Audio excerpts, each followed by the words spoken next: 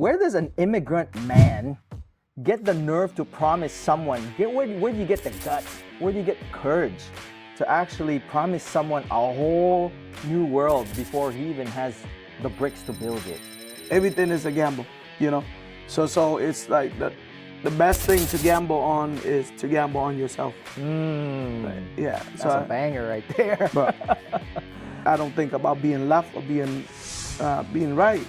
I just think about learning every single moment I get, because you never know when the opportunity is gonna pop up.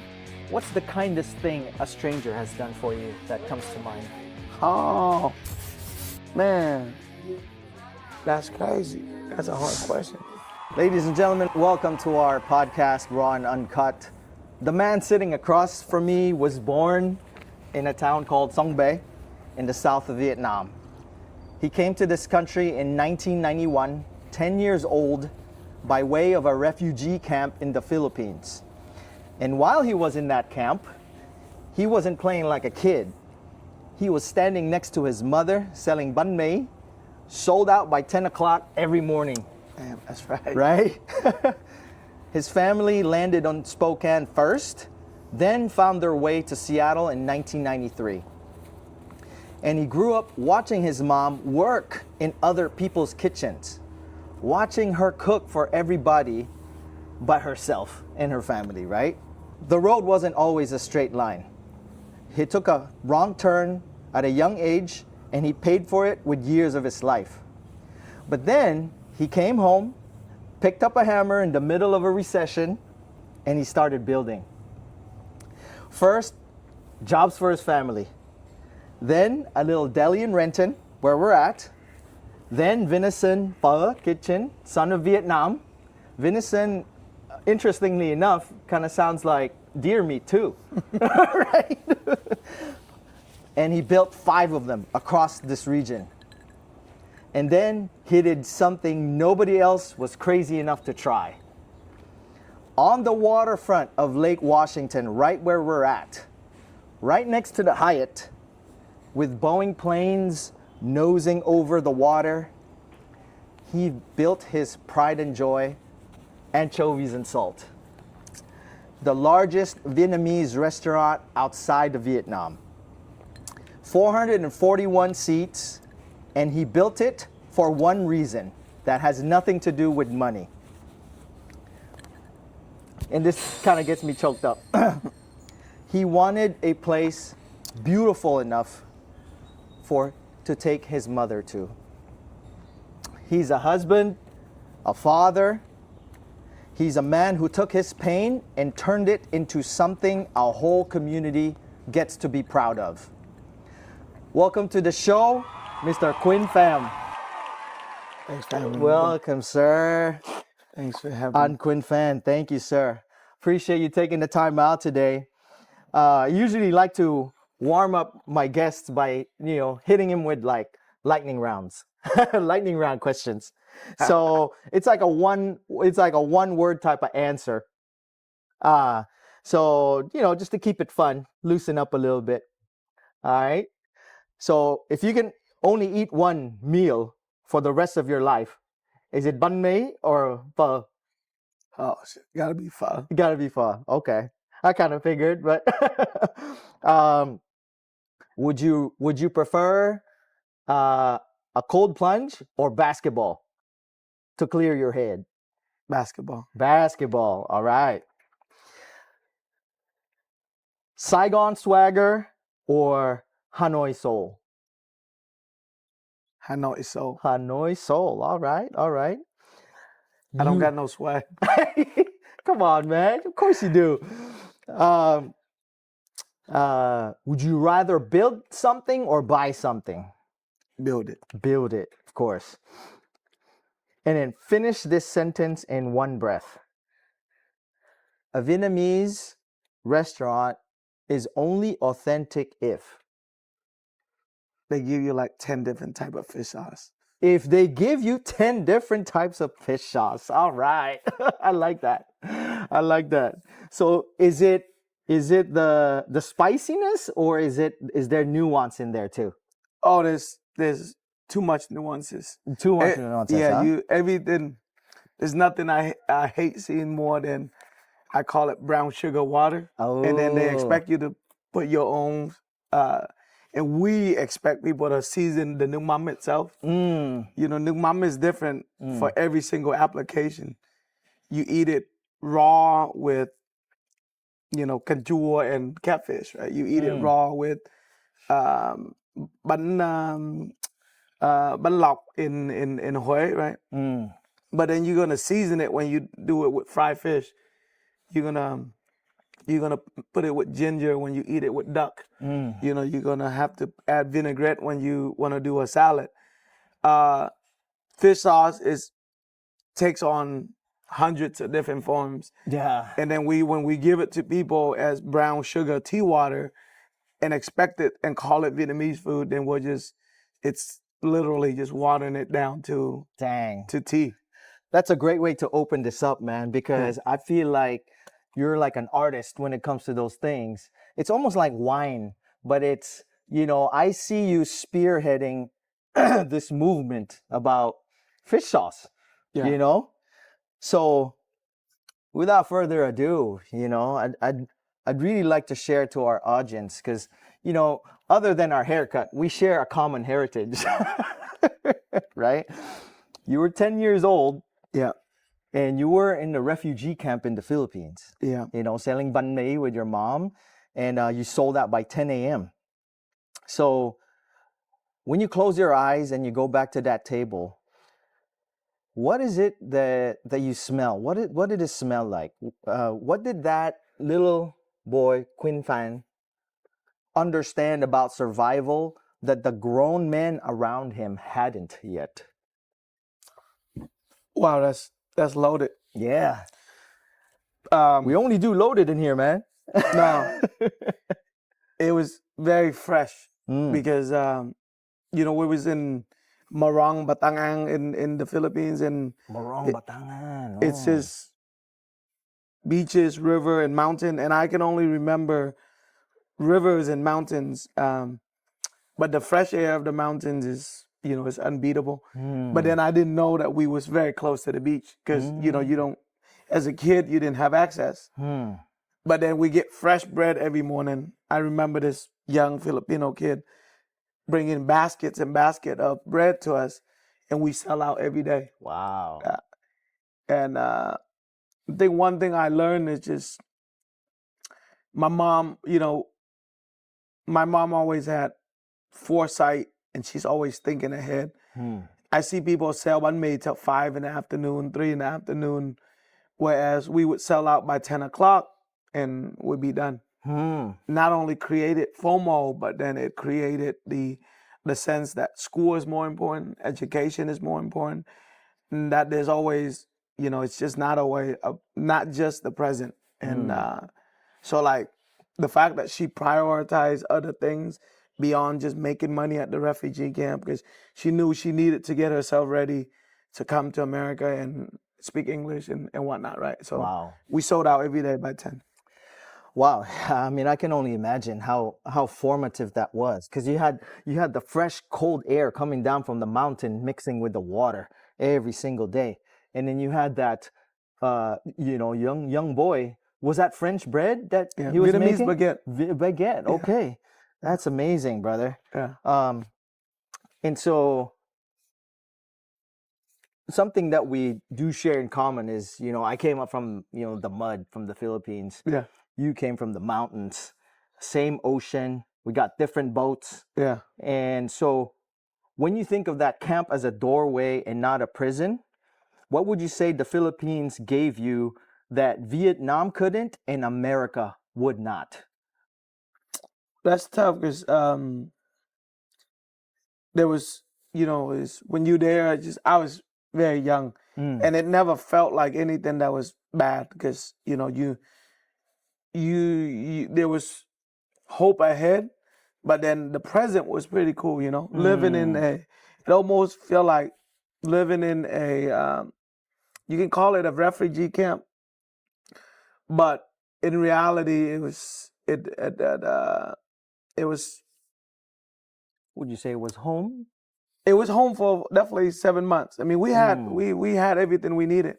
We had family. We had a place to sleep. We was always fed, and nature was beautiful there. So I guess the fondest memories is volleyball,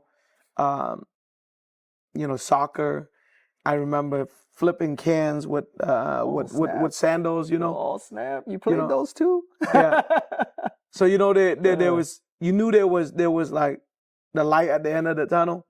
But so it was, and it's not like you're going through a tunnel. So that's maybe the wrong metaphor, but all I can remember, it was very fond memories. Fond enough for me to travel back like 4 months ago. Wow. I was there in January, just so I said I have the energy, I have the time. I want to go there, and I wish more people would go with me, but I know we're all busy. So my parents are too old to move, like in that sense, right? In the sense of wanting to travel. So I went back by myself, just to take it all in. Dang, and reflect on it, huh? Yeah. Did you actually go to the same place where the camp was, or around? Oh, okay. They have a museum there. They have it's a historical site. It's protected, and it's even more beautiful than I remembered it. Wow. What were some of the dots that you connected? Because that's like what, 30-something years ago now? Or 35, 36. 36 years ago now. And so what were some of the biggest lessons or dots that you connected, like I said, like that you were able to like piece together coming back after all these years? What's the first thing that comes into mind? After 36 years, the Philippines still got no banh mi's. Oh, no banh mi's. Oh, shit. Big opportunity there. There you go. Oh, right. I had a banh mi there, and it looked like a Mexican torta times a bologna sandwich with 2 pieces of pickles. Right. And it was brittle and crummy. It was crumbling in front of my face. I said, There you go. This thing is built like Legos, and it tasted like sand. Oh my gosh. It was so, and it was like the opportunity is right for anyone to really, like if you was to make a life selling banh mi, you probably sell out by 10 o'clock. But it was just funny how the connection is completely gone. Where I know there's some Vietnamese people there, but in Batang, the only banh mi shop I found, it looked 90% tortas. Torta. Yeah, which is Mexican banh mi, Mexican sandwich, like it is. Yeah, 10% bologna sandwich and 0% banh mi. 0% But it was called Vietnamese banh mi, so it was so funny. Well, that definitely presents a huge opportunity, for you, man. I mean, respectfully so, that you actually come over there and like check it out. You know what I'm saying? So I think there's a business opportunity for you out there. Maybe even partner up with someone. Because I do know some restaurateurs out there, brother, with deep connections and like decent funding, So if you can brainstorm with them, I'd love to connect you guys. No, it's definitely a great opportunity. Yeah. To there's opportunity everywhere. For sure. I travel not just for leisure, but I travel to gain knowledge, and part of gaining knowledge is finding opportunities. That's awesome. Connecting the dots a little bit. Yeah. Well, we have to, man, because, life is so short that, staying in one place sometimes it kind of becomes too restrictive. Yeah. I could see how your mom taught you such a valuable lesson when it comes to business and sales, because if you're going to compress time, you'd rather sell out early in the morning than you would throughout the day. So that way you can learn more important things like school and that sort of thing. Let's talk about your sister. So she came home crying one day, and because she got accused of milking her hours after staying late to clean the kitchen. And you don't say I'm sorry. You told her right there and there, go ahead and quit. I'll build you something.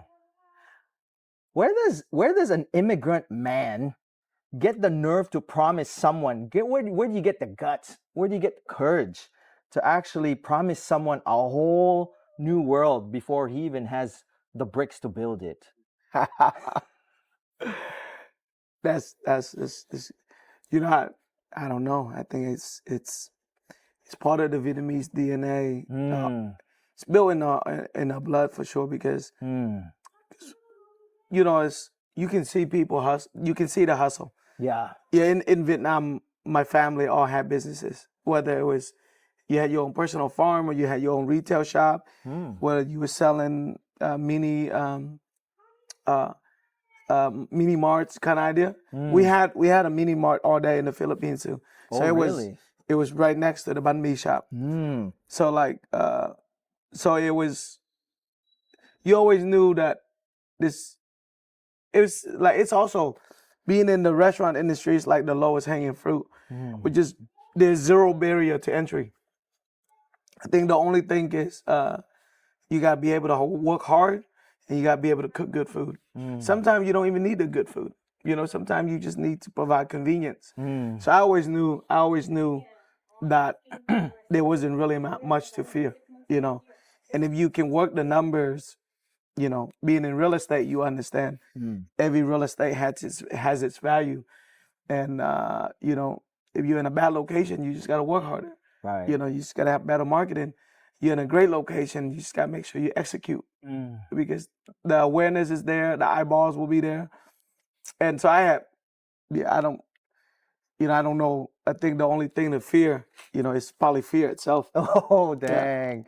That's heavy right there. So you're a Roosevelt fan, huh? Yeah. Oh, snap. You know, that's something I've always appreciated about my Vietnamese friends, man, is, you know, they're always hustlers, bro. Is a no matter what. I mean, one of my first mentors, he's Vietnamese, and just you know, it's something that I always admired about your people, you know, and my friends too. So, you know, let's switch gears a little bit because I want to handle this gently and as respectfully as possible. Can we turn up the heat right there? Oh yeah, of course. Let's see here. Turn it to the right. That's it. Turn it right. Yeah. There you go. Boom. Okay. So again, and I wanna handle this respectfully. Yeah. You know, because at 22, you had right before you were supposed to fly for Hawaii for college, you were arrested. Yeah. And the date it happened is now your kid's birthday. So what does it do to a father to carry a day that means both the end of one life and the start of another? You know, you know, like I said, this I don't really fear anything. You know, because everything is, you don't fail, you just you learn, right? It's cliche, I think, but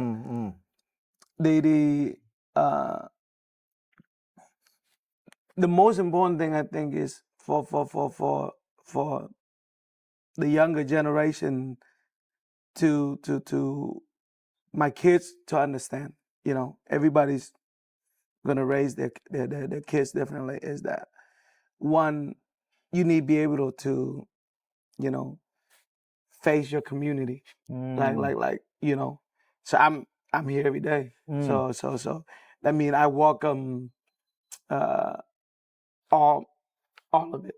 Meaning my friends from the past, my friends from the future, because they gotta understand you operate life with a level of integrity to where you know that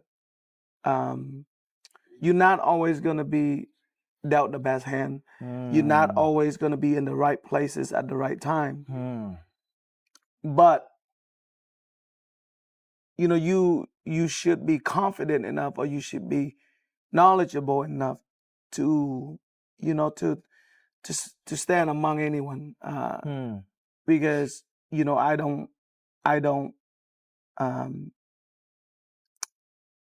what's this, you know, I don't, you know, if Michael Jordan was to sit here, I'll shake his hand just like any other man, you know, because It's just that, as a sports fan, I should be able to carry an intelligent conversation. And but some of people will think of Mike like a god kind of idea, right? Yeah, he gets deified. Yeah. Yeah.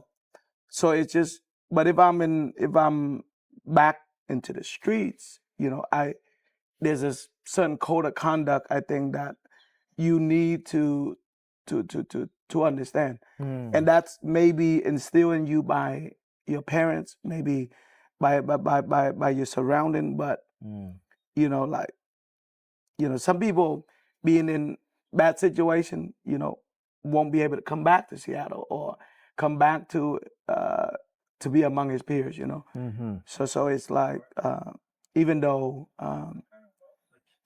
you can't compound mistakes on top of mistakes. Like for it's everybody's gonna operate differently, but the friends I had then, I could still say they are friends today. Wow. In a good way, and I only wish the best for everyone. Of course. And it's like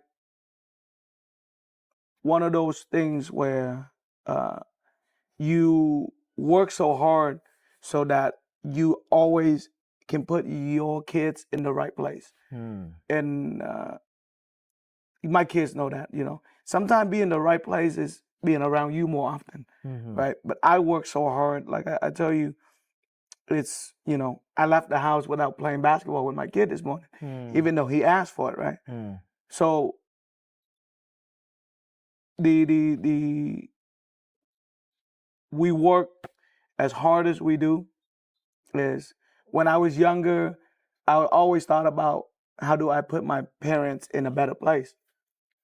When I'm older, all I can think about is how do I put my kid in the right position. place. Yeah. And that's all we work for, like at the end of the day, if you leave behind for them a legacy, and more importantly, something that beyond all of that is, having the right integrity, the right mindset, and being able to look life in the eyes and be like, you know what, it's gonna be all right. Yeah. Yeah. Nice. I like that. Was there any regret that you felt at that time, or was it something that you already overcame? No, because everything it has, like, it's all math. To me, it's just it's Why do you describe it math? it's probabilities. You do the crime, you do the time. You need to understand what it is. And so it's when you start a business, you got to kind of be able to calculate the risk, right? And I think that's very important, is for somebody to start a business, is what's the probability of success? What's the ROI? That's real estate. You got to know your cap rate or your chances of failure, your interest rate, the economy, how things are going, and it's all a big bet. Everything is a gamble. So it's like the best thing to gamble on is to gamble on yourself. Right? Yeah, that's a banger right there. And I think that's something that it's kind of hard to teach without going into the wild or going out into the jungle or in nature, because nature in and of itself, it's the most instant reaction environment that we could have. And I think for a lot of folks, not just the young folks right now, but a lot of old folks too, we've gotten so comfortable with being comfortable. Exactly. That it's like, okay, we don't have any situational awareness. We stop playing in the streets, we stop playing outside, and most of it is inside in a virtual world, which now it kind of makes sense how basketball is so important to you, because it's such an instant reaction sport where you work with your hands, where you work with your feet, you work with your body, you aim, and feel the ball, so to speak. Even after you throw it, you kind of there's almost like a sixth sense of like knowing where it's gonna go. Oh yeah. Yeah. So that's amazing. you've said that you got into the business to retire your parents early, right? You just mentioned that, and telling yourself that it didn't hurt anybody, Yeah. you know, and a good son taking a dark shortcut out of love. So looking back, was the lie you told yourself about not hurting anybody, or was it about what you thought love was really supposed to mean? You know, there's different layers to every equation, right? I mean, there's different factors to every equation. One of the factors you got to understand is like, you know, medical cannabis is legal everywhere. Yeah. Yeah, I was just way ahead of the game, right? The system might be a lie. I mean, like my wife is a pharmacist, and all we feed people in the pharmacies are Percocets. Yeah. The people that is homeless in Seattle right now, they're not smoking weed. No, They say so. This system that we're building, where you know, I can't be judge and jury, and I can't say that I know, but it's my hunch that there's too much money involved. That we all know that is the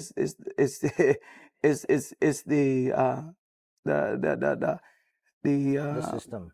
the systems, the pain medications that is, you know, that is causing all the problem we see in every city, and there's no way to go around it because we are just putting more people out there, the more medicated people become. So I'm a firm believer of having balance, of like, obviously when medicine is necessary, but abuse and greed and money comes to play.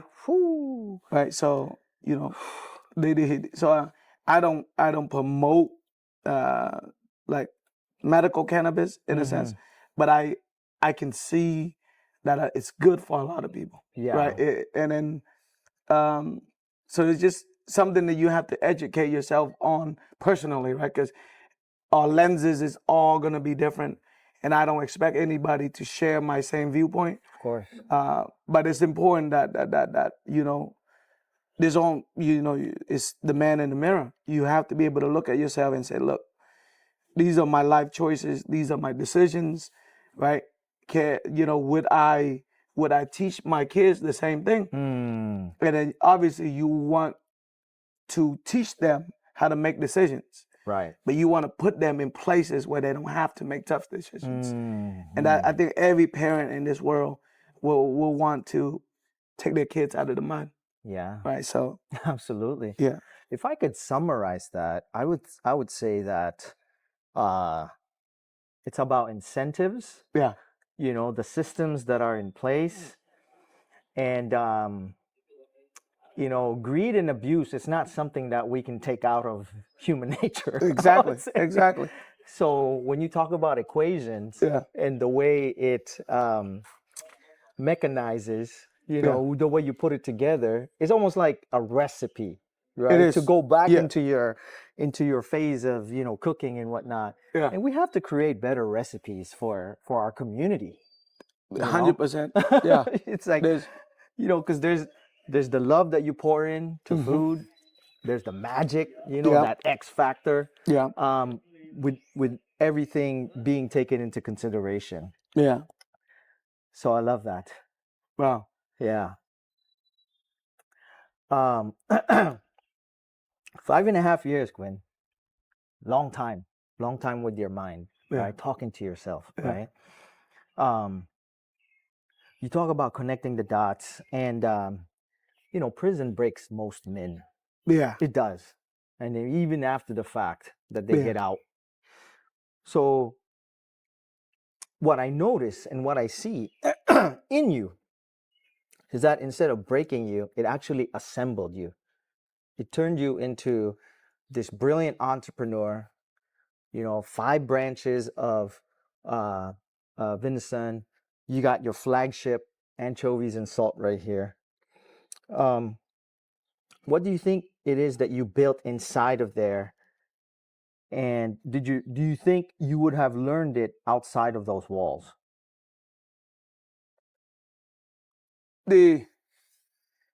that's hard to say because you don't know what it is. You don't face, but obviously you learn a lot going through life every day. Yeah. And out here in this world where it's a lot of times the opportunities in who you know. Like sometimes they say it's not what you know, Yeah.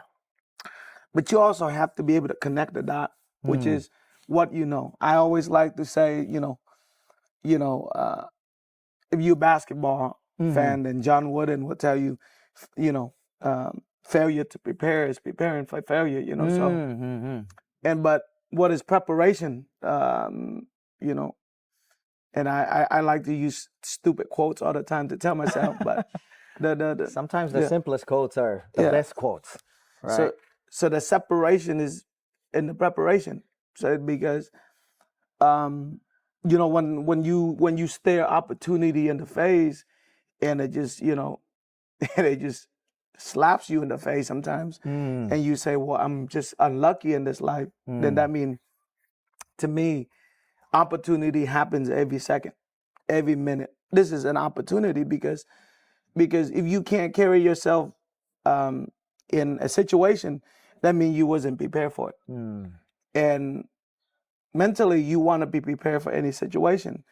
But we're all trained to be master of one, like a master of one thing in life, right? But I always want to be a jack of all trades because life is too big to be one-sided. I don't think about being left or being right.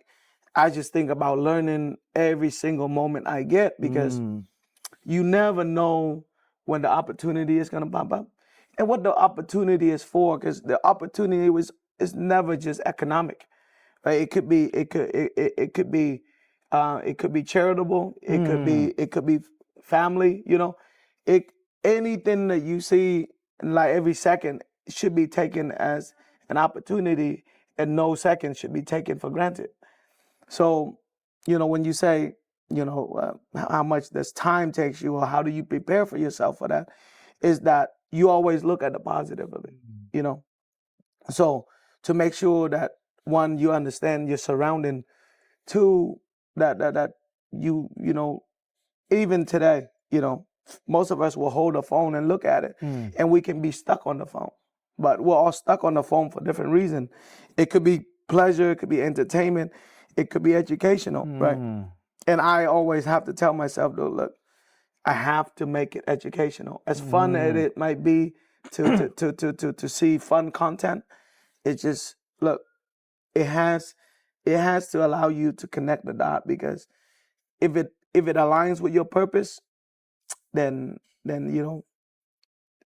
or not, you just got to keep on learning. And no matter where, there's always you got to take it with a grain of salt, like any with anything, and just you have to be able to develop enough knowledge to create a personal filter, because not everything you see in life is what it is. Exactly. Yeah. Well, a lot of it is, also appearances too. Yeah. And there's, I love what you said about opportunity, because how not all opportunities are economic. Because I think it's true that when the first thing that comes to mind when we think about opportunities is about money. Yeah. But the way that you put it is that there's actually incentives, and there's also, what in street language we would say just a commission, right? Yeah. Just like, everybody works for a commission, right? That's a Grant Cardoneism, I would say. Yeah. You want to put up umbrella, bro? Sure. Okay, well, welcome back. We are now back, and we got a little umbrella, keep us from the shade. But Quyen, so you came home and went into construction in the worst recession in a generation, man. But you didn't get into it for money. You actually went in it for family. What would you say working in that field taught you about people that, a business degree or a business book never could? Man, that's a great question. I think you have to just, it's like building muscles, whether it's muscle memories or whether you work with your hand, you have to kind of callous yourself to be, to become stronger. And when I was going into this business, ironically, my team is going to Home Depot to buy a gazebo at the moment. But when I was building these things out for people, there was no roadmap. Yeah, I would go to Home Depot and kind of learn the ropes, YouTube, learning plants. When I would go build out a whole garden, I'm so concerned about which plant is where or what the name of the plant is. When the only thing that I find out that you need it, you can't, you just teach it, is you have to have faith in yourself. And you have to deliver on your promises, right? Because if you don't protect yourself, and if you do a project for somebody and you overpromise and undeliver, you're never going to have repeat customers. Right. So in the construction business, it's more than anything, it is word of mouth, right? It's because it's a big project. Sometimes it could be 1,000, it could become 100,000 or $1 million projects or more.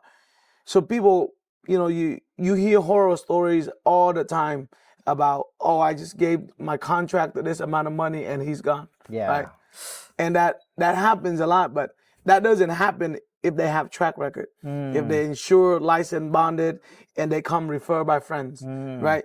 If you are cheap, in real estate, especially when you have to bootstrap and you take a chance on a newer contractor, that you should know there's a huge risk of flight, right?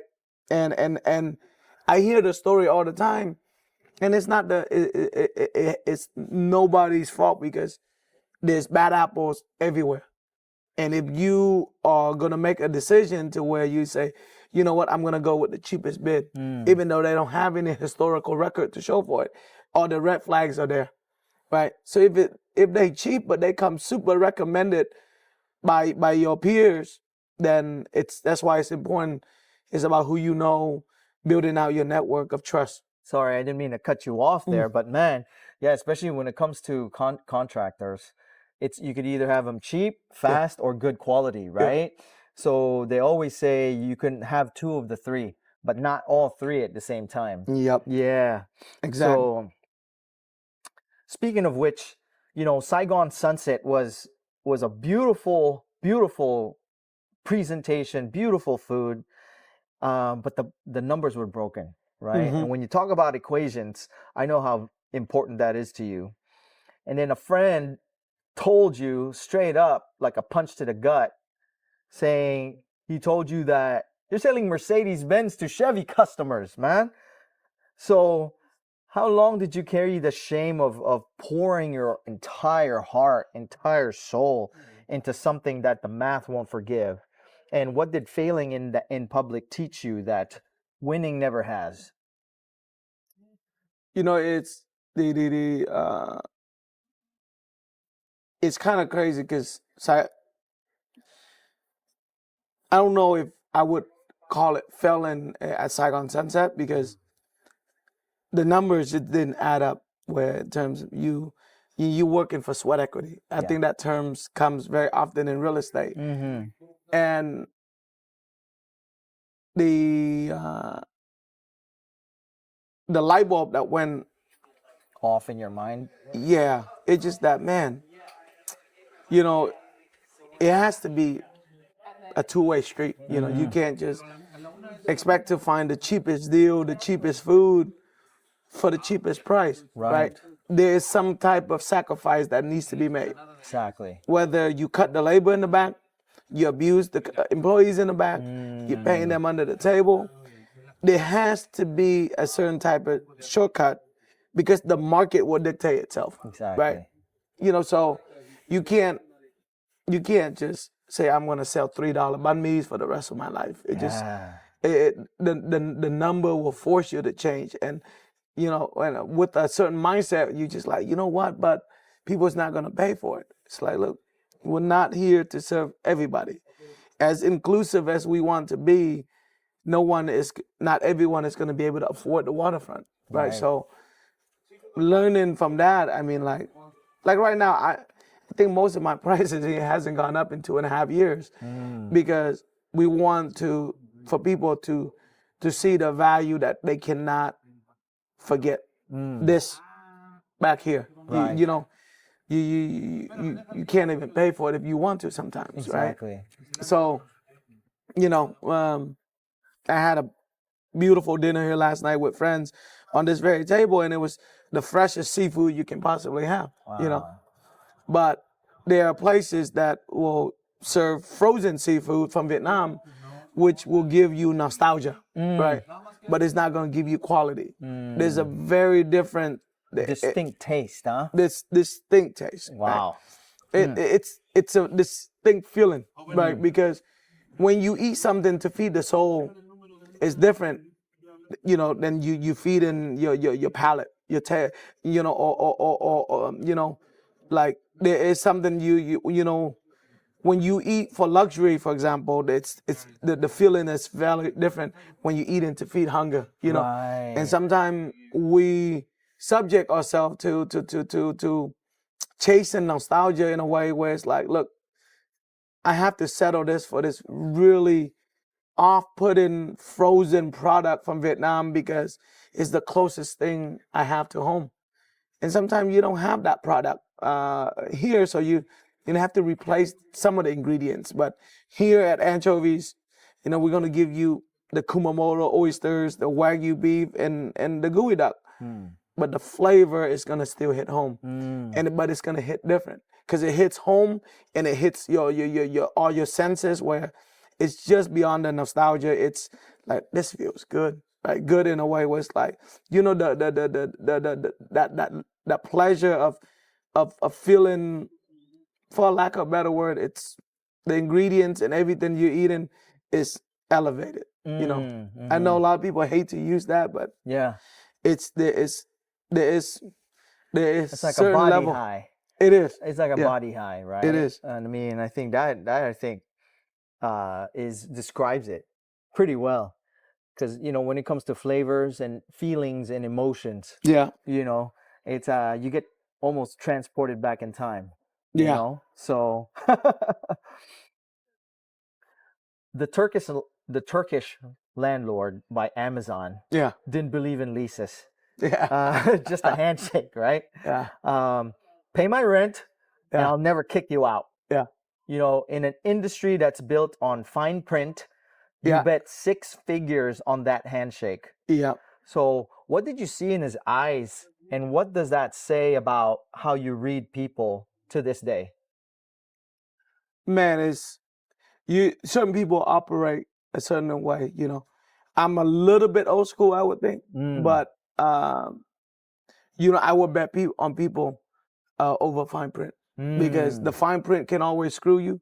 Yeah. You know, some of us forget to read the fine print, and yeah, just for me, the handshake is very important. You know, and it's like I said, you gotta be able to look at the guy in the mirror and say, "Does your handshake mean anything?" Yeah. Because if it doesn't, it's gonna catch up to you. Exactly.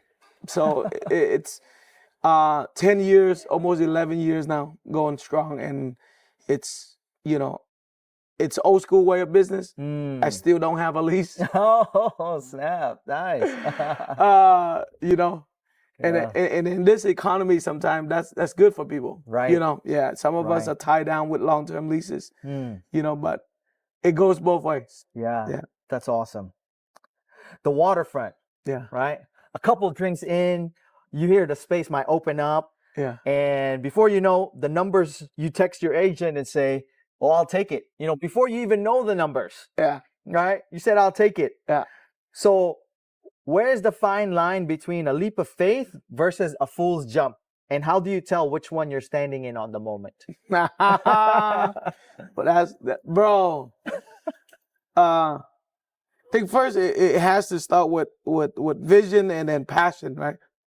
I've been wanting to to uplift my community, in the sense of leisure, in the experience side, right? Because people would come from out of town and they would be like, well, there's really nothing in Seattle to experience, right? Food-wise, for Vietnamese food. I would have friends that land and just leave, right? Come in for a business handshake and then just take off. Say, it's boring, there's no food, there's nothing here. And they weren't lying, you know, like there was nothing I was proud to take them to.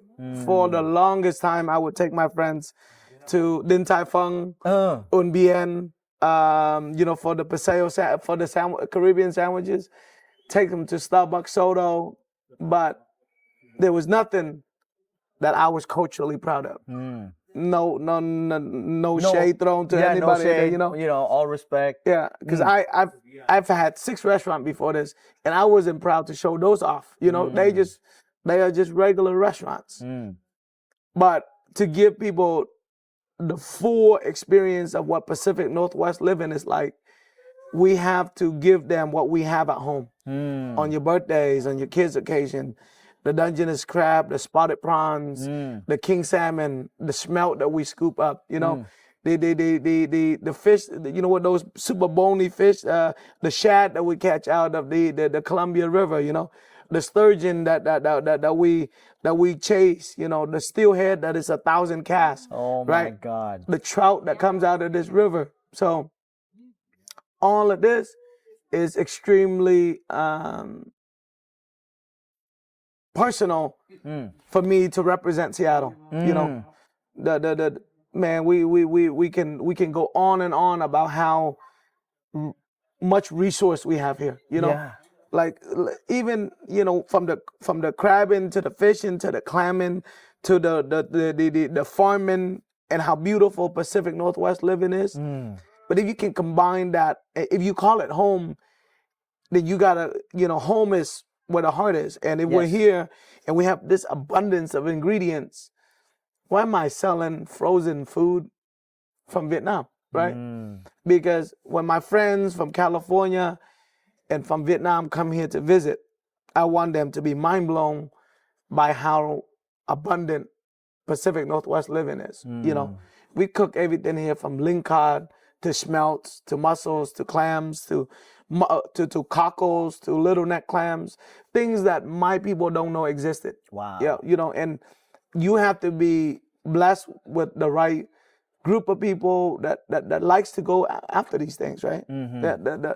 So it's, for me, it's a lot of times people come and they have never heard of a smelt, or they've never seen Macan peppercorn, you know? Wow. Or what a cham chao sauce is, or what a nem is from Hanoi, or, you know, the younger generation, it is, you know, they have a full problem because they don't know half the thing they don't know. Yeah. And that's you know, don't know, they don't know what they don't know. yeah. But half the battle is knowing what it is you don't know, right? And it's such a joy to be able to you know, to culture the younger generation. And it's even more of a joy when you can show off some Vietnamese ingredients that the elders have never got a chance to try. Because not all of us has been blessed to visit all 3 regions of Vietnam, right? And even if you've been to 3 regions, you haven't been to every corner of Vietnam. True. And I'm excited about the journey, and I'm excited about the corners that I'm gonna touch, and the ingredients that I'm gonna bring back to for me, first and foremost, to be able to expose my palate to every bit of that flavor that Vietnam has to offer. And that, to me, that's a lot more important than fusion or creating new things, right? Yeah. So it's always about.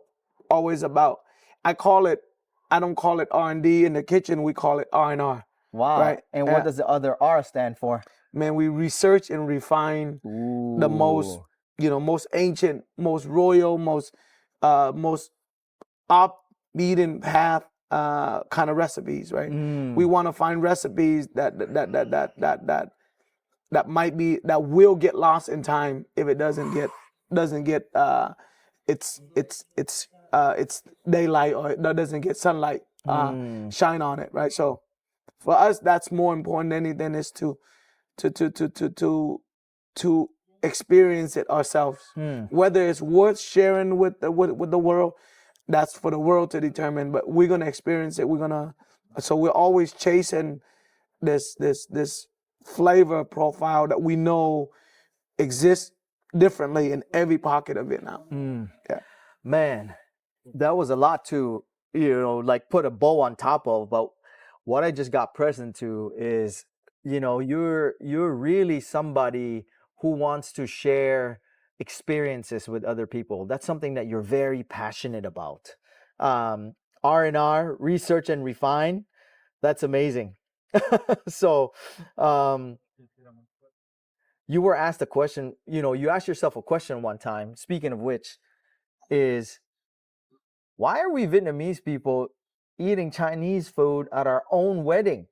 You can even find, you expressed it earlier, you can even find a Vietnamese restaurant that you could be proud of, right?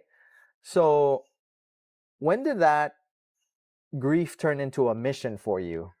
And what does it cost a man to carry that cultural pride on his back? What are some of the sacrifices that you've given to really carry that mission?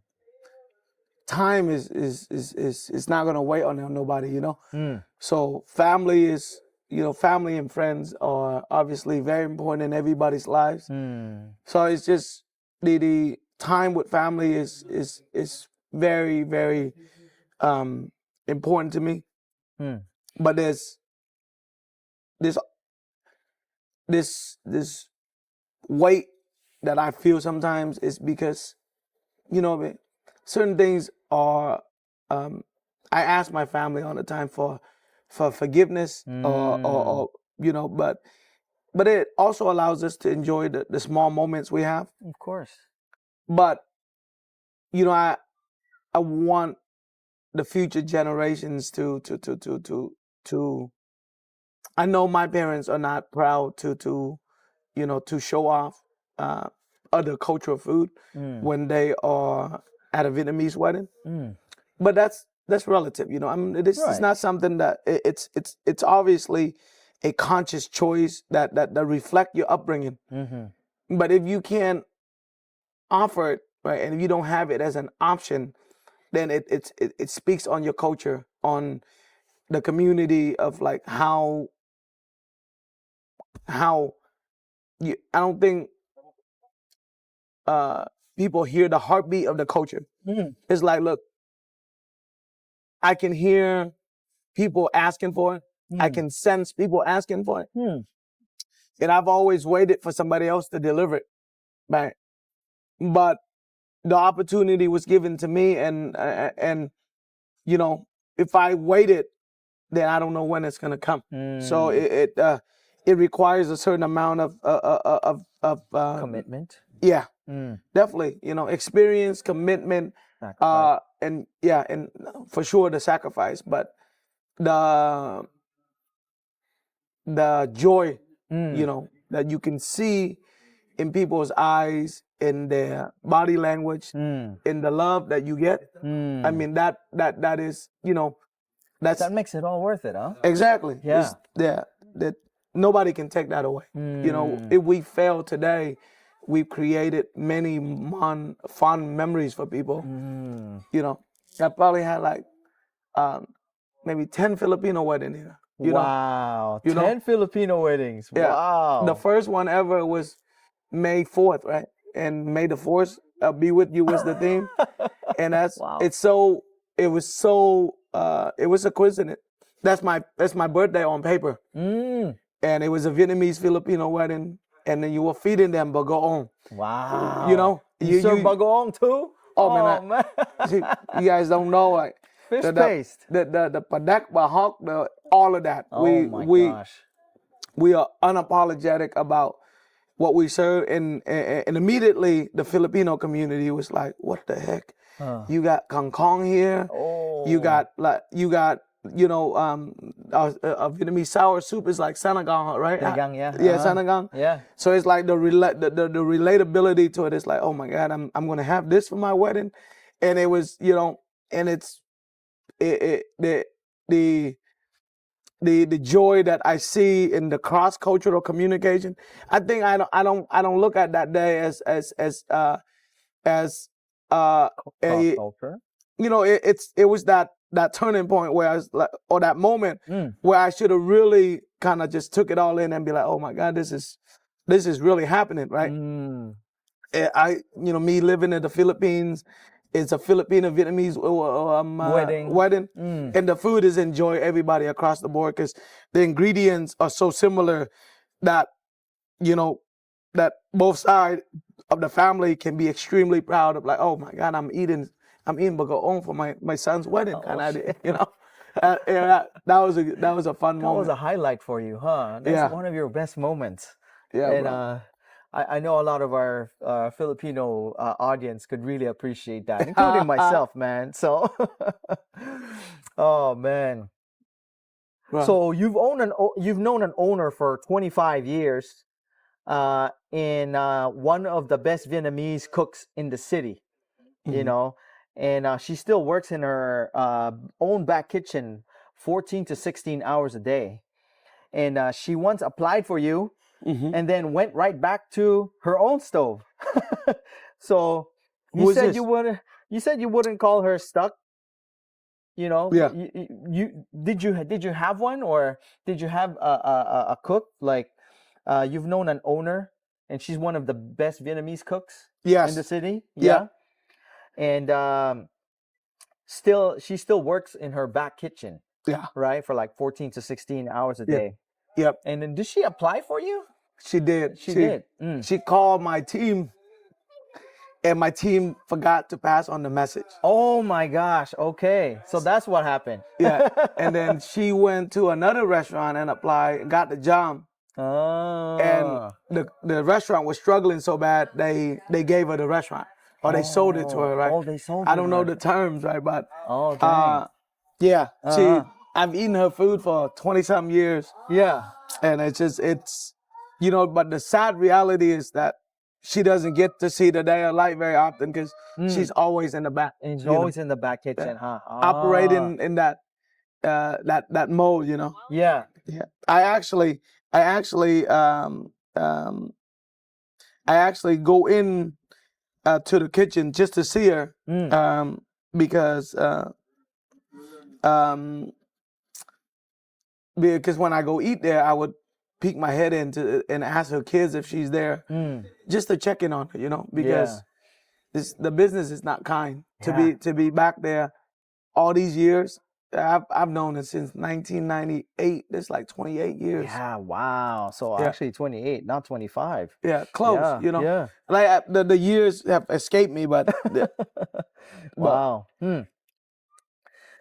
You said the hardest part of elevating your culture isn't the work.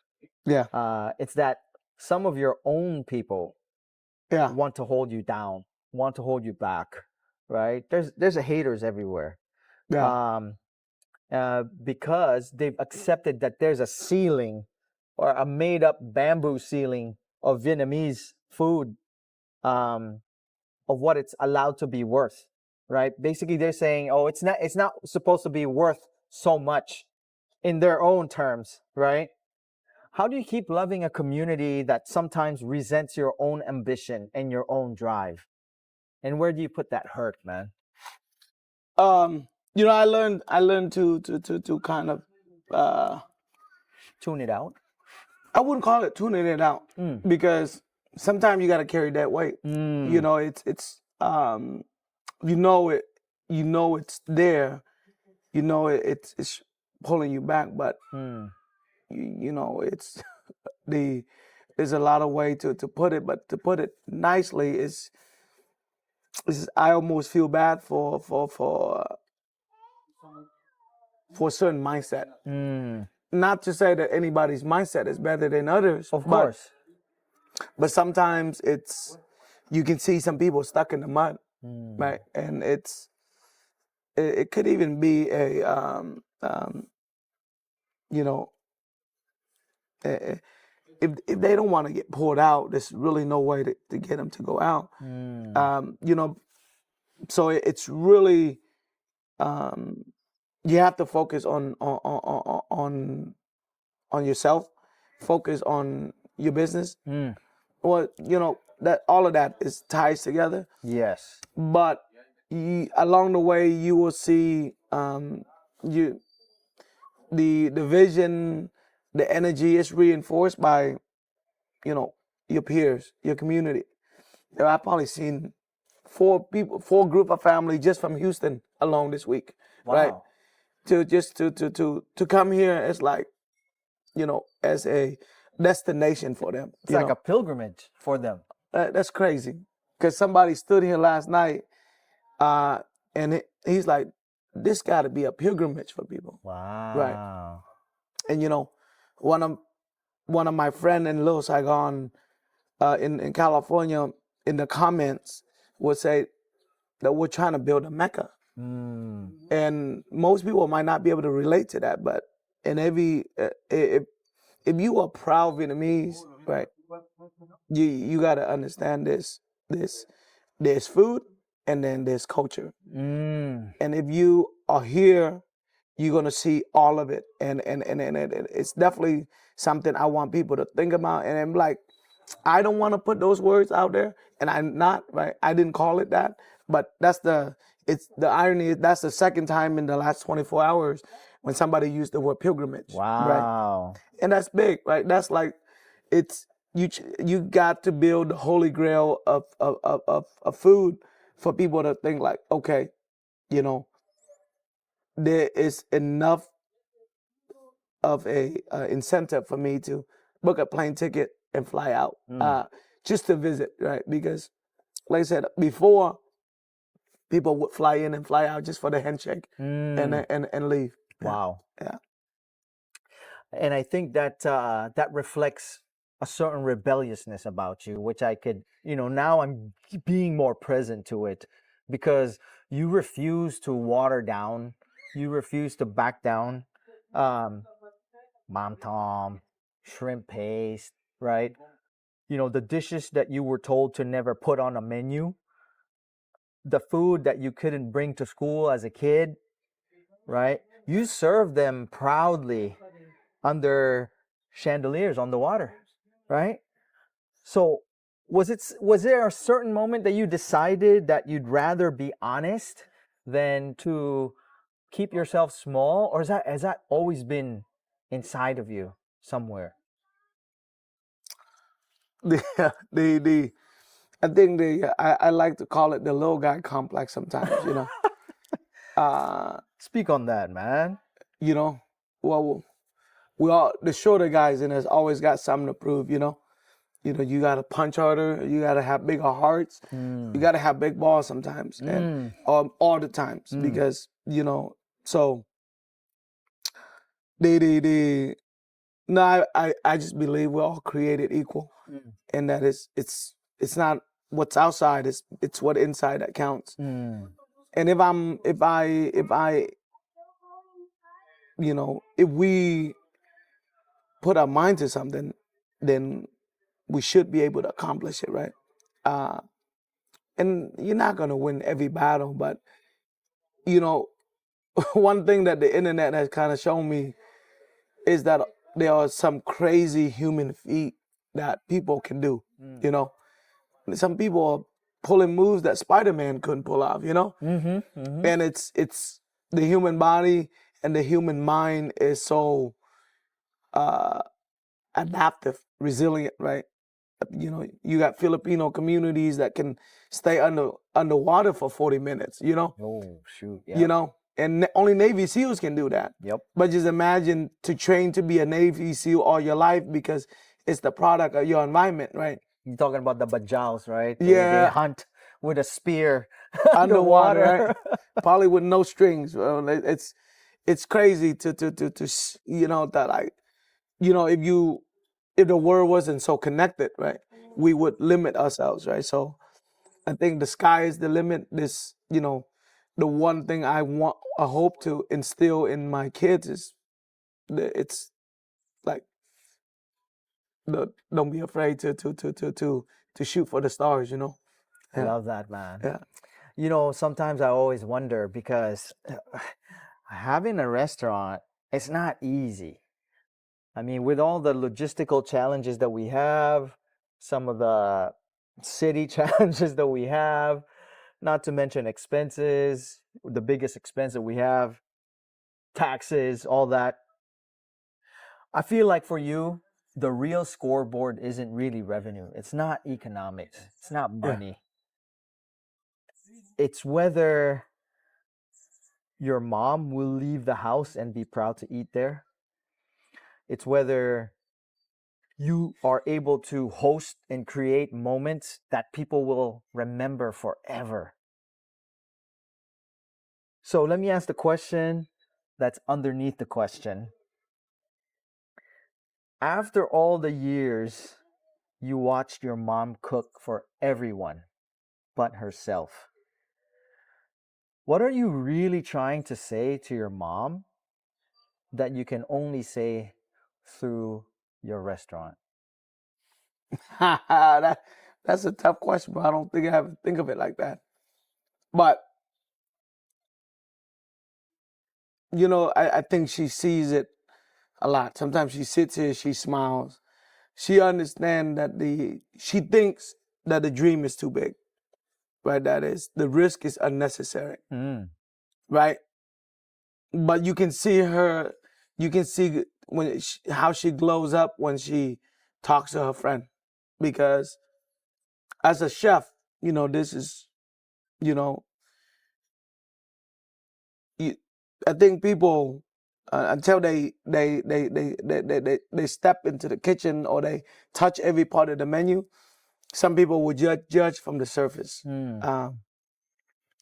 There's nothing more pure and authentic. There might be something equally as authentic, but you can't tell me that I don't, you know, that you are doing a deeper dive into culture as I am. And you might be ahead, you might be in front, but I'm diving into this culture and I'm gonna give it to people.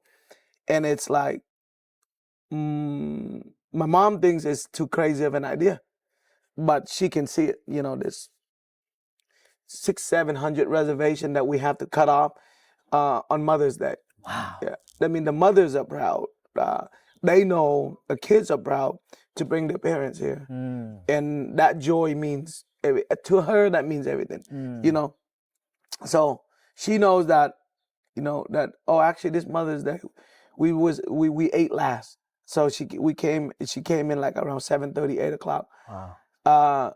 Because you know that's the goal. You know you guys were hopping.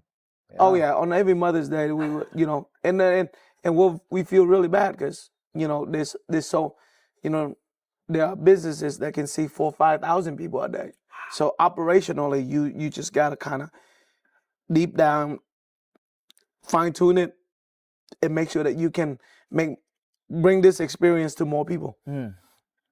Yeah. So, you know, this year we probably we almost crossed that threshold that we was looking for, but next year we want to double that threshold. We want to, like, look, we left a lot on the table. A lot of people unhappy because they can't get in there. So it's like, you know, we just got to be better at what we do and hopefully see 2,000 people next year. Wow. You know, it's a dream. Yeah. Actually, Father's Day is coming up. I better make a Father's Day menu. Forgot about that. It sure is, man. It's I think June 20th or no, that's June 20th. So,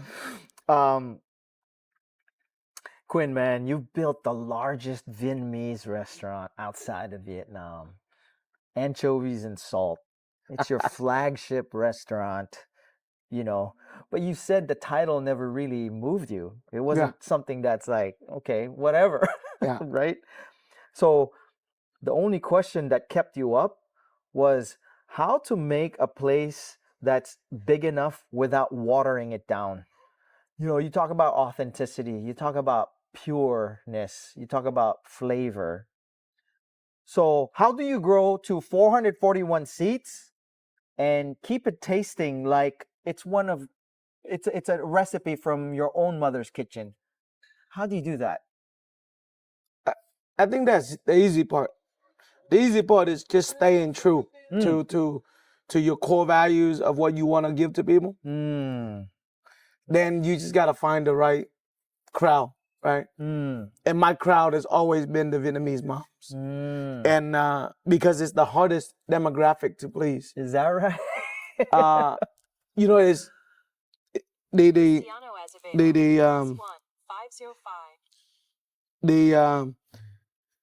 as for me, if I can look your mom in the eye and be like, look, I can read your soul, right? You want the bagaong with the kangkong with this synagogue, right? Or this, this adobo, right?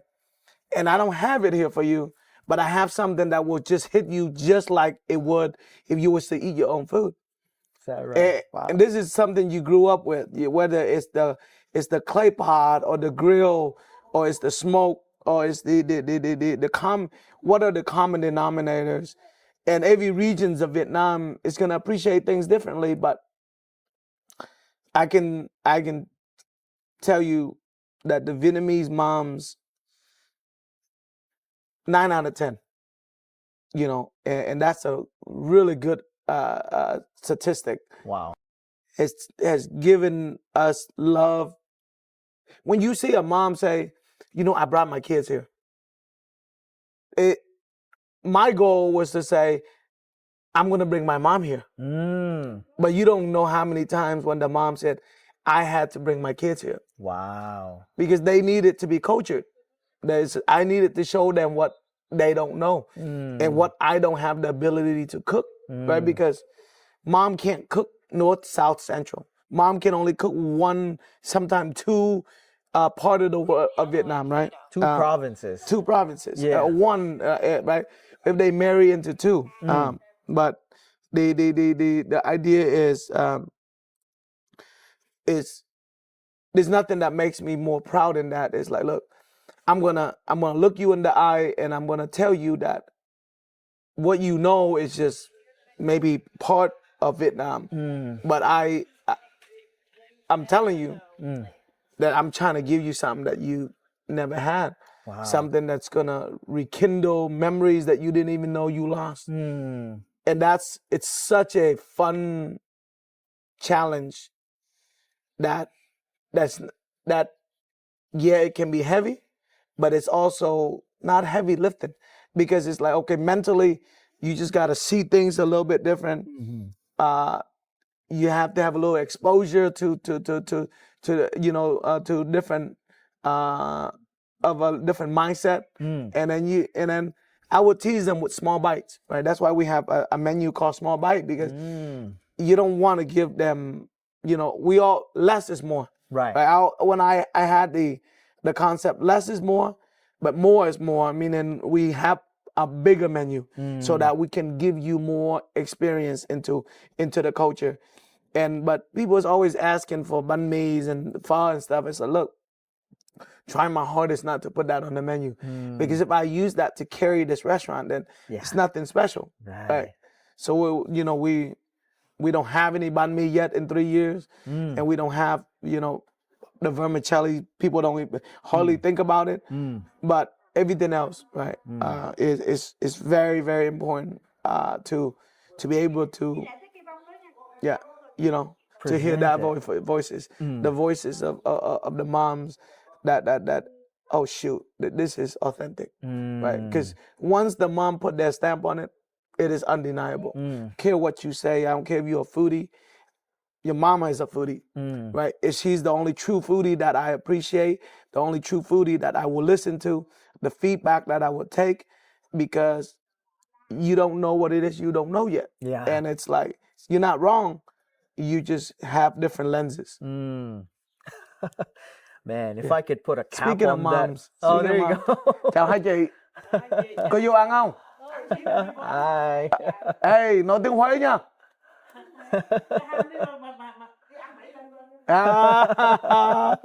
You see, you can't be more. What is that, bro? Authentic than that. Yeah, but I mean that That interaction. Yeah, we're talking about moms and moms. If you guys didn't hear that, that means that mom has been here many times. Oh, shout out to her. Yeah, that's exactly what she said. Yeah. It's what I'm being present to right now, Quinn, is it's almost like you're a shaman, it's almost like you're a wizard No, bro, you and crazy. and an alchemist, because the whole goal is to make people feel something, and that's so hard to do, man, because there's so many variables to how somebody feels. And when you're talking about flavor or creating an environment that is actually even conducive for somebody to feel something, it's almost like wizardry, bro. Bro. It's alchemical was what I would say, because it's changing something inside of a person, just unlocking it through flavor, right?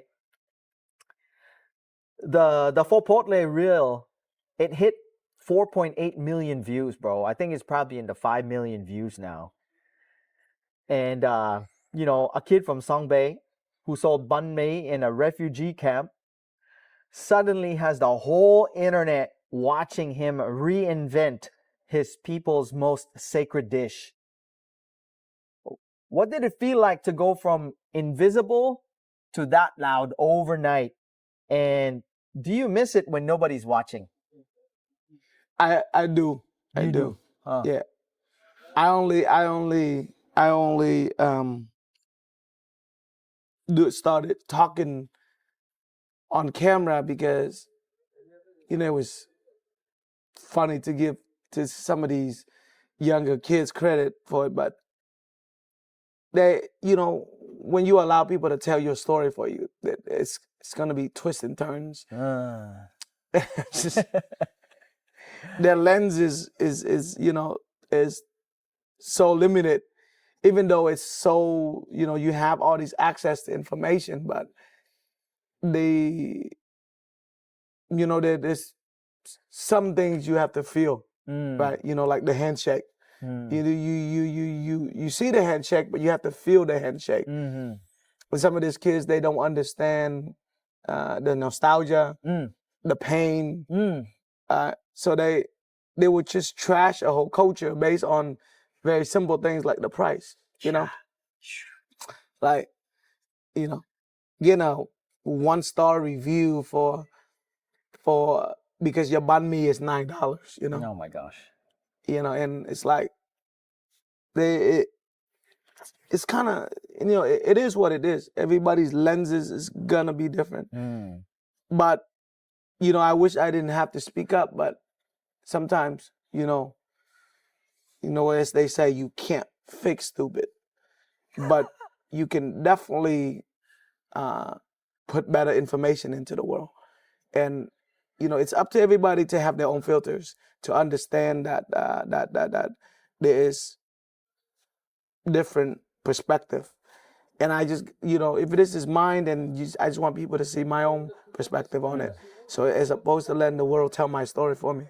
I love it. Yeah. You talk about stress like it's a live thing, man. That if you let it dictate how you move, Yeah. it's gonna kill you. That's right. Just like in the jungle, man. Yeah. So you look at it from a perspective that it's like an energy, right? You joke about that it took your hair. Yeah. Right?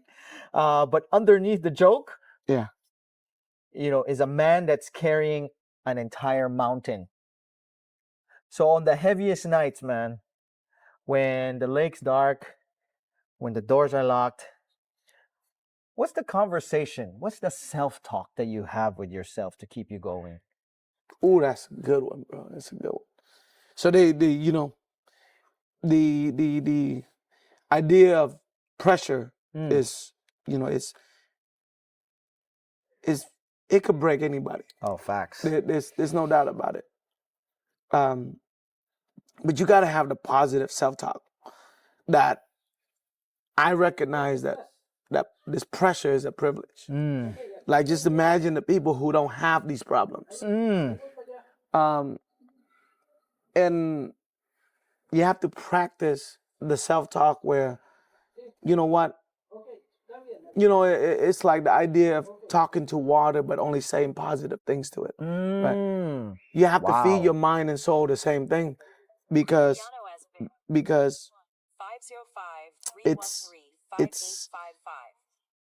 you don't really have any options, because you can't ask the world to speak positivity, but they can. Right? So I can choose to absorb I can choose to absorb the negative talk, or I can choose to harness the positive reinforcements. And you have to understand that I tell the customers, look, you and I, we might not be privileged enough to sit here tomorrow. And if this whole thing shuts down, this was still kind of nice. Right? Yeah. Heaven forbid. Yeah. So it's just, wood. but the cosmic forces that's out there. It's like, look, like the customer comes and our sales are growing, right? Our operations are smooth. Then we'll be here for the next 50 years, right? But we need that alignment of energy where, look, this is good vibes only. You don't have the good vibes. Just go hang out with your vibe, But this here, come on, man, it's like you can't ask for more than this, right? Yeah. But there's good friends, good family, good food, good drinks. And I want to bring all of that to people. And, the people who sees it, who appreciate it, who touch this, they will understand that, maybe one day I'll sit with the president here. Maybe the president of Vietnam here. Because when he comes to Seattle, I want him to understand that I put my best foot forward, that, it's not about politics, it's not about religion, it's not about, this is about representing my culture. This is like, because we should, everyone should have, the ability or the privilege to enjoy this, with great Vietnamese food, right? And it's just not, there's no holes left here except for this one here, but literally some holes in the walls here. But, my goal is to break down that mental walls, mental holes that we people have. We're just stuck in this hole, and it's like, no, man, this is, I'm so glad that we did it outside, because this is everything I ever imagined it would be. Wow. And it's just like, that's, just got to keep this up. Yeah.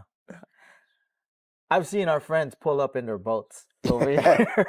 And you know who I'm talking about, right? He'll dock his little yacht over here. Well, I say little, but it's, it's a good size yacht, We're coming down to the last couple of questions.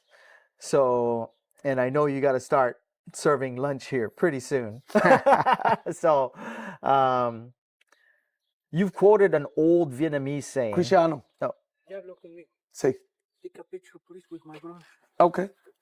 Oh, you want me to take a picture? Dame 5 minutos, ya se acabó. Vamos 5 minutos, lunch, por favor. Yeah. Vamos a comer lunch, entonces terminar este. Estoy esperando, Cristiano. Sí. Yeah. Sí, perfecto.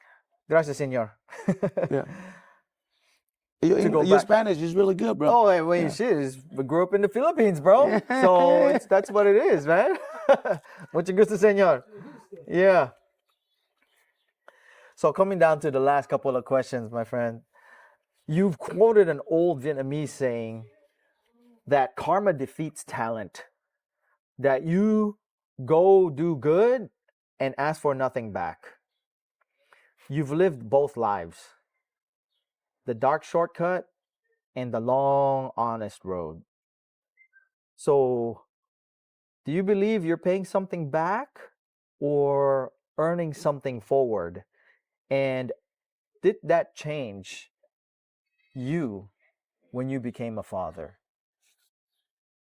No, because the goal in life is to always be, like I said, the handshake, the man in the mirror, right? So you look this, Buddha himself is not perfect, right? The goal is to, I think in Buddhism, they don't teach you religion. They don't teach you, at least the Buddhism I understand, they don't teach you to pray, to find a higher place, right? But the whole point of the Buddhism I've studied all my life is, how do you lose yourself of the wants, the need, the desire? To reach nirvana, you have to lose the self, and I mean you have to be selfless. And I think the first step in being selfless is like, look, yeah, we are all selfish, right? Because we're born that way, we're taught that way, that we have to survive. But the moment you are selfless, and we don't know we're ever gonna reach there, that's what enlightenment is, right? So I think sometimes people think of it as like, oh, I have to pray to God or pray to Buddha to make sure that I bless my family, or bless my kids, or bless, but they will have their own blessings if they do their own good deeds or not, right? Like we don't know what it is, but you have to believe in the cycle of great energy. It just, look, the goal is obvious. We all want to live comfortably. Sometimes that might not be a blessing, So I'm not trying to reach there. I don't believe I'm ever gonna get there. But my goal in life is to be as selfless as possible, right? And sometimes you just be like, damn, like this is harder than what the mind can perceive sometimes. But it's you can feel that you attract a different energy around people that you can see that are that just brings, like I said, there's a positive vibe that you have. There's people that you can handshake with that will turn around and stab you in the back at any moment, right? But this doesn't mean that it's that is just what it is, because the only thing that I can focus on is myself. And if I say, look, this is what it is, and it is, like you said, there's many decisions in life where you can be wrong before. And sometimes in business, you have to fail in order to learn. But at the end of the end game is always to understand that this, is, what do you call it? Karma, you call it cause and effect. Yeah, or this, or breaking this cycle of of selfishness, for example, right? If you can lose the self, that's the ultimate goal, right?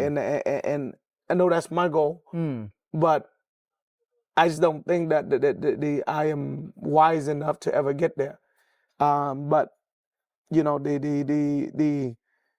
so it's a question I don't have no answer to yet, but it's something that you strive towards, and it's just, it's not a goal, but it's definitely a journey that you wanna.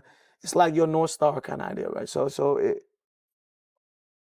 Well, I think it's very reflective of your work, and the art that you provide for people, especially in the food.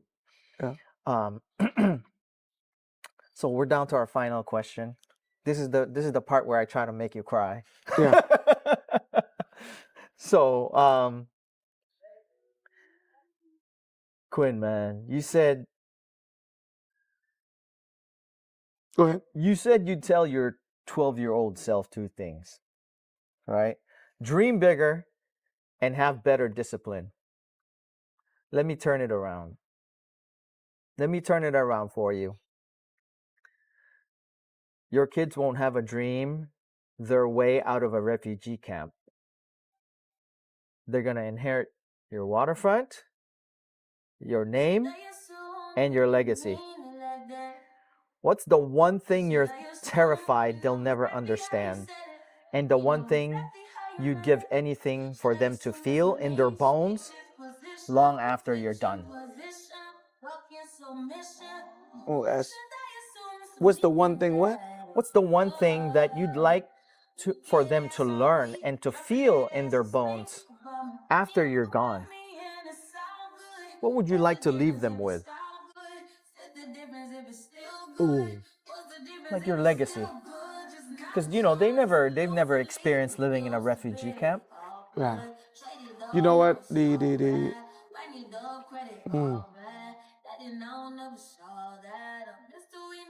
What would you like your legacy to be with them? That's a great question. I never thought about that. I left. Every day when I wake up to work, I just want them to understand that life is not easy. The world is unkind. There's millions and billions of variations of faces and personalities, but at the core of every human being, I think people are kind. That you should never forget to be kind to yourself, to be kind to the people around you, because it's one of the most reinforcing things. If you can be strong enough to be kind to others, because it's almost people are sometimes unkind out of fear, out of uncertainty, out of selfishness. But is that no matter where this life takes you, that should always, like I could have killed that thing, like this, but sometimes it's you must remind yourself that the world is imperfect, and you have to be kind to these imperfections that you can just judge by what you see. So it's really, really do not let the noise, the propagandas, if you want to call it, right? The narratives dictate the way you think. You have to create your own personal filters. And the first filter of all of that is you have to is kindness. That comes with understanding. It comes with self-confidence. It comes with like this ability to overcome uncertainties and don't be afraid of the world. And that's where I think they'll be able to just tackle things in life that if they can see things that way. Yeah. Would you say your kindness comes from your self-confidence and strength? And can somebody be kind if they see themselves as weak?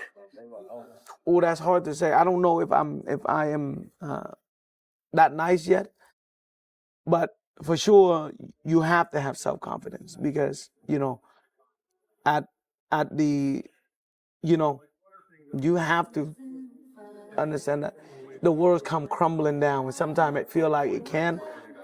You got to be able to pick yourself back up, right? So it's like teaching your children how to fall.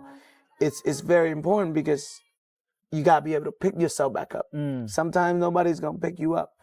And sometimes people's going to try to keep you down. But you have to find the ability to fall and pick yourself back up. And that's easier said than done. Yeah. Sometimes that's muscle memory. Sometimes that requires repetition. Sometimes that you got to you gotta just gotta be strong, I guess. Yeah. Last question for you. What's the kindest thing a stranger has done for you that comes to mind? Oh man, that's crazy. That's a hard question. That's holy smoke. I'm ungrateful. I think I just Anybody change your tire for you? You get stuck with a flat tire on the road? I am ungrateful. I don't You can't don't remember? no, I mean like small gestures for sure. But you know that's I mean that requires some self-reflecting there. Because We can leave it for part 2. yeah, no, I mean obviously there's a lot of nice people in the world, you know. Of course. But you know, actually I was having drink with a friend last night. He owns a logistic company. Oh. And he owns like 700 trucks across the US. Oh my gosh. And he does supply chain solution from big corporation only within his network of warehouse to warehouse. But I am the only client that he has that is not corporate. Wow. That you know, he actually does my delivery a la carte from my own business to business that doesn't use any of his. So it's you have to use the end-to-end supply chain solution.